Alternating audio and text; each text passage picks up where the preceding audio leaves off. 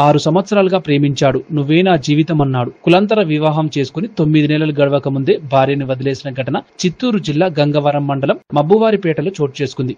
నువ్వే ప్రాణం, నువ్వే సర్వస్వం అంటూ అమ్మాయిని మాయమాటలు చెప్పి పెళ్లి చేసుకున్నాడు యువకుడు. చిత్తూరు జిల్లా గంగవరం మండలం మబ్బువారిపేటకు చెందిన రమ్యశ్రీ, గంగవరంకు చెందిన భరత్ 6 సంవత్సరాలుగా ప్రేమించి పెళ్లి చేసుకున్నారు. 9 నెలలు గడవక ముందే అమ్మాయిని వదిలేసిన ఘటన గంగవరంలో చోటు చేసుకుంది.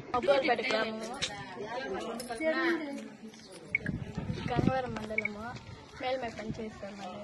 మేము 6 years నుంచి లవ్ చేసుకున్నాక మేము డిగ్రీ ఇది జాబ్ చేసినప్పుడు పెళ్లి చేసుకోవాలనుకుంటుంది. అందులో మా ఇంట్లో వాళ్ళ సంబంధాలు చూసేప్పటికీ భరత్ ఇంట్లో వాళ్ళ సంబంధాలు చూస్తున్నారు, వచ్చి వెళ్ళిపోదామని వచ్చినాడు. వచ్చి హైవేలో ఉన్న మామిడి తోపు దగ్గరికి వచ్చి బెదిరించినాను, నేను లేకపోతే నేను చచ్చిపోతాను అది దీన్ని బెదిరించి తోడుకొని నేను మా నాన్నని మా ఇంట్లో వాళ్ళందరిని వదిలేసి కూడా వెళ్ళిపోతే చేసుకొని తిరుపతికి పోయినాం. మళ్ళీ మా అత్తలు ఫోన్ చేసి నేను చచ్చిపోతాము అది ఇది అంటే వస్తే మళ్ళీ వస్తే మళ్ళీ మా అత్త మా మమ్మల్ని పట్టుకొని కొడితే మళ్ళీ మా అమ్మోళ్ళని అడిగితే మా అమ్మోళ్ళని ఒప్పించుకొని మేము మా అమ్మోళ్ళ పెళ్లి ద్వారా మేము ఉంటుంది 9 నెలలు ఉంటుంది. ఇప్పుడు మా అత్త మా మామ విడదీయాలని చూస్తున్నారు సార్. భరత్ ఎక్కడున్నాడో మాకు తెలియదు సార్. ఇప్పుడు ఈరోజు 18 రోజులు అవుతుంది వదిలే వచ్చి, అసలు ఏడున్నాడో కూడా తెలియదు. దానికి కూడా కారణం మా అత్త మా మామే ఏడు దాచి పెట్టినారు కూడా మాకు తెలియదు.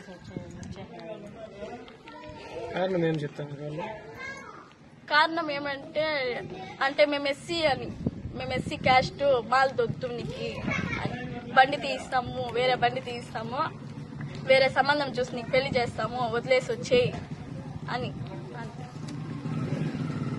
9 months.